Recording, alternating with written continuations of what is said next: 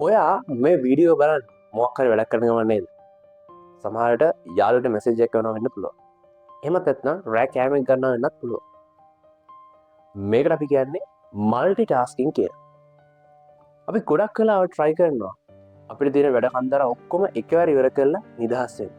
ඉතින් අපි හිතනවා අපි මේ වැඩ ගොඩක් එකවර කරද්දී අපි ගොඩක් ටයිම් එක ඉතුරු වෙනවා. ඒ වගේම අපි ගොඩක් ප්‍රොඩක්ටිව් කියලා. හැබැයි මනෝවිද්‍යාව සහ ස්නායු විද්‍යාව නියුරෝ සයන්ස් දැන් හොයාගෙන තියෙන ඇත්තම කතාව මොකක්ද දන්නවද? මල්ටි ටාස්කින් කියන්නේ තනිකරම මායාවක් කියන එක. අද සංවාදයෙන් කතා කරන්නේ මේ මායාව කොහොමද ඔයාව ගොදුරක් කරගෙන ඉන්නේ? මේ මායාවෙන් කොහොමද ඔයාව ගලව ගන්න? ඒ වගේම බෞද්ධ දර්ශනය සඳහන් වෙන සතර සතිපට්ඨානය මේකට සම්බන්ධ වෙන්නේ කොහොමද කියන එක ගැන. එහෙනම් ප්‍රාන්දිසිරින්න මේ රසවත් සංවාදයේ අවසාන තප්පරය තෙක්. ඉතින් ඇයි මම මේකට මායාවක් කියන්නේ? විද්‍යාඥයන් පෙන්වා දෙන විදිහට අපේ මොළේ සැකසීලා තියෙන්නේ එක වෙලාවකට එක වැඩකට එක සංකීර්ණ වැඩකට විතරක් අවධානය යොමු කරන්න පුළුවන් විදිහට. මේක හරියට එක වෙලාවකට එක වාහනයකට විතරක් යන්න පුළුවන් පඩු පාලමක් වගේ. ඉතින් හිතන්න ඔයා පොතක් කියවන ගමන් ඒ පොතක් කියවන ගමන් ඔයාට WhatsApp එකේ මැසේජ් එකක් එනවා. ඒ මැසේජ් එකට ඔයාගේ අවධානය යනවා. ඉතින් ඔයාගේ අවධානය පොතෙන් ගැලවිලා මැසේජ් එකට යනවා. ආයෙත් එක මැසේජ් එක සෙන්ඩ් කරලා ඉවරලා ෆෝන් එකෙන් ගැලවිලා ඔයාගේ අවධානය පොතට යනවා. ඉතින් මේක හරියට කාමරයක ලයිට් එකක් සියවතාවක් විතර ඔන් ඔෆ් කරනවා වගේ වැඩක්. ඉතින් නිතරම මේව ස්විච් එක ඔන් ඔෆ් කිරීම නිසා බල්බ් එක පිච්චිලා යන සම්භාවිතය වැඩි නේද? ඉතින් අපේ මොළයටත් වෙන්නේ මෙන්න මේ දේම තමයි. ටාස්ක් ස්විචින් නිසා අපි අපිටම නොදැනීම ලොකු වන්දියක් අපිම ගෙවනවා. පළවෙනි දේ ටයිම් වේස්ටිං. මොළය එක වැඩකින් තවත් වැඩකට මාරු වෙලා නැවතත් පරණ වැඩේටම අවධානය යොමු කරන්න රීෆෝකස් වෙන්න සැලකිය යුතු කාලයක් ගන්න. ඉතින් ඔයා මේ විදිහට එක වැඩකට සම්පූර්ණ අවධානය යොමු කරන්නේ නැතුව වැඩ දෙක තුනක් පටලවගෙන කරද්දී ඔයාගේ අවධානය නැවත ගන්න වෙන වෙලාවත් එක්ක බලනකොට ඔයාගේ කාලය 140කින් නාස්ති වෙලා ඉවරයි. අංක 2 IQ වගේ පහළ වැටේ. ලන්ඩන් විශ්වවිද්‍යාලයේ පර්යේෂණයකට අනුව හොයාගෙන තියෙනවා මේ විදිහට අපි අධික ලෙස වැඩ දෙක තුනක් පටලවාගෙන කිරීම නිසා අපේ මොළයේ తాවකාලික ක්‍රියාකාරීත්වය එවත් නැත්නම් අපේ IQ අගය 15කින් පමණ తాවකාලිකව පහළ වැටෙනවා කියලා. මේක හරියට නිකන් අපි එක රැයක් නිදි වරාගෙන ඇහැරගෙන හිටියා වගේ තත්ත්වයක්. එහෙනම් අපිට ප්‍රශ්නයක් තියෙනවා. මොකද්ද? මෙච්චර හානියක් කරනවා නම් මිනිස්සු ඇයි මේ දෙයට මෙච්චරම ඇබ්බැහි වෙලා ඉන්නේ කියලා. මෙතනින් තමයි මනෝවිද්‍යාවේ ඩෝපමින් ට්‍රැප් එක ක්‍රියාත්මක වෙන්නේ.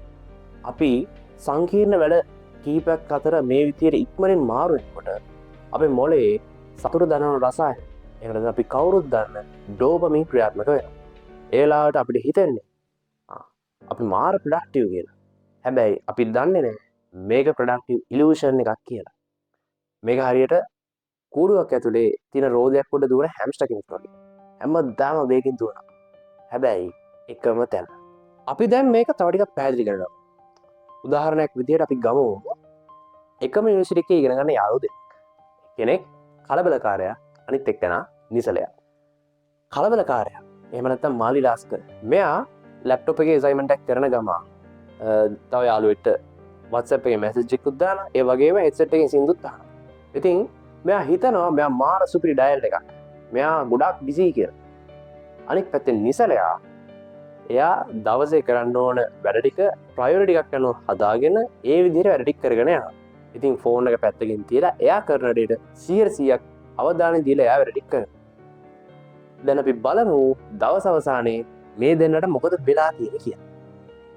අවස්සෙද්දී කලබලකාරයාට මානසික විඩාවක් නැත්නම් මෙන්ටල් බර්න්අවුට් එකක් දැනෙනවා. මෙයා කරපු වැඩ ටික බැලුවොත් එහෙම අසයින්මන්ට් එක බාග.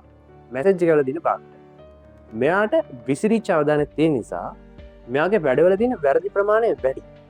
හැබැයි නිසලයා එයාගේ ප්‍රයොරිටි එක අනුව වැඩ ටික හදාගත්තා. ඒ සැලසුම් කරපු වැඩ ටික සම්පූර්ණයෙන්ම ඉවර කරලා දවස් අවසානයේ සැහැල්ලු මනසින් යුතුව එයාගේ දවස ඉවර කරනවා. අධ්‍යයනයේ පෙන්වා දෙනවා මේ විදිහට කලබලකාරයාවකින් දිගින් දිගටම වැඩ කරොත් ඔයා ඔයාගේ තාවකාලික මතකය එමදත්තන් ෂෝට් මෙමරී එක දුරලලා ඉතාම ඉක්මන්ට පීඩනකට හුණ ස්ප්‍රෙස් මට්ටවට පත්වෙනවා. උදාහරණයක් විදිහට වාට දැනල තිස්ද ඔයා කාම්බරෙන් එලියට ගිහිල්ලා කුස්සියට යන හැබැයි කුසියට ගැට බසවා මතක් කරනවා ඇයිම කුසියට ආය කියනක. ඉතින් එහෙම වෙන්න කලබලකාරයක් වගේ ඔයත් වැඩ කරොත්. හැබැයි නිසලයා වගේ වැඩ කරොත් වගේ ෆෝකස් එක දවසින් දවස වැඩි දියුණු වෙනවා. මේකත් හරියට අපි කම්පියුටර් එක වගේම තමයි. හිතන්න කම්පියුටර් එකේ සොෆ්ට්වෙයාර් පහක් එකවර ඕපන් කරනවා. ඒ වගේම ඉන්ටර්නෙට් බ්‍රවුසර් එකේ ටැබ් 20ක් විතර ඕපන් කරලා තියෙනවා. ඔයා හිතන්න වැඩක් කරගන්න පුළුවන් කියලා. කම්පියුටර් එකට මොකද වෙන්නේ? ලැග් වෙනවනේ. ඉතින් අපේ බ්‍රේන් එක කම්පියුටර් එක වගේම තමයි. හරි. දැන් අපි කතා කරමු බෞද්ධ දර්ශනය මේකට සම්බන්ධ වෙන්නේ කොහොමද කියලා. අද වෙද්දී නූතන මනෝවිද්‍යාව මේ සොයාගෙන තියෙන සත්‍ය මීට අවුරුදු 2000 ගණනකට කලින් බුදුරජාණන් වහන්සේ දේශනා කළා තියෙනවා. බුදුදහමේ මූලික ඉගැන්වීමක් වන සතිපට්ඨාන සූත්‍රයේ සඳහන් වෙන්නේ මේ සිද්ධාන්තයම තමයි. ගච්ඡන්තෝවා ගච්ඡාමීති පජානාති. මේකේ තේරුම යන විට යන බව දන්න. ඊතෝවා ඊතෝම් භීති පජානාති. මේකේ තේරුම සිටගෙන සිටින විට සිටගෙන සිටින බව දනි. බුදුදහමට අනුව එක චිත්තක්ෂණයක ක්‍රියා කරන්නේ එක සිතක් පමණයි. ඒ කියන්නේ කරන ක්‍රියාව මොකක් වුණත් ඒ දේ තුළට 100%ක් සිත ඒ තුළටම රඳවා ගැනීම තමයි බුදුදහම තුළ එදා සතිය හෙවත් සිහිය විදියට ඉගැන්වුවේ. අද නූතන මනෝවිද්‍යාවේ සිංගල් ටාස්කින් කියන්නේ මෙන්න මේ දේට තමයි.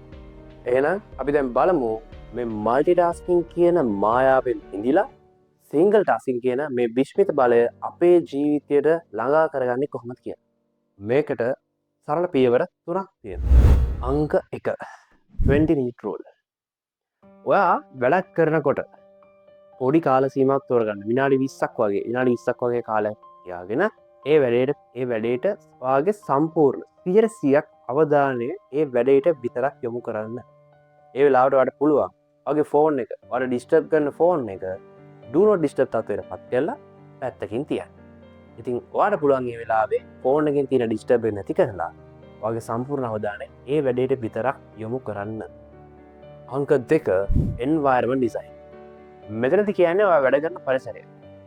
ඔයාගේ කාමරේ වෙන්න පුළුවන්, ඔයාගේ ඔෆිස් එක වෙන්න පුළුවන්. කොතන වුණත් ඔයාගේ සමහර විට ඔයාගේ මේසේ හැමදේම තියෙන්න පුළුවන්. සමහරවිට ලැප්ටොප් එක, පොත්, ෆයිල්, බෑග් හැමදේම පිරලා මේසේ පිරලා තියෙන්න පුළුවන්.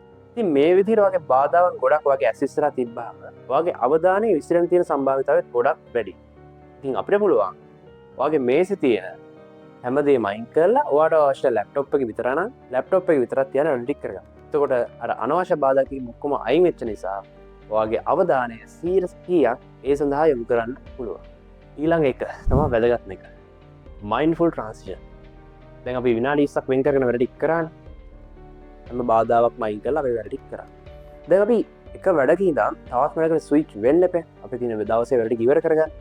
ඉතින් අපිට පුළුවන් එක වැඩක් ඉවර වෙලා ඊළඟ වැඩට යන්න කලින් ෆෝන් එක අතර ගන්නේ නැතුව තප්පර 30ක් අරගෙන ඇස් දෙක පියාගෙන ගැඹුරු හුස්මක් ගන්න. ඒ විදිහට ගැඹුරු හුස්මක් අරගෙන ඊළඟ වැඩේට ස්විච් වෙන්න පුළුවන්. මේක හරියට ඔයාගේ බ්‍රේන් එකට කරන රීසෙට් එකක් වගේ. හරි. දැන් අපි බලමු මේ විදිහට ඔයා එකම දෙයකට විතරක් ફોකස් කිරීම නිසා ඔයාට ලැබෙන බෙනිෆිට්ස් මොනවද කියලා.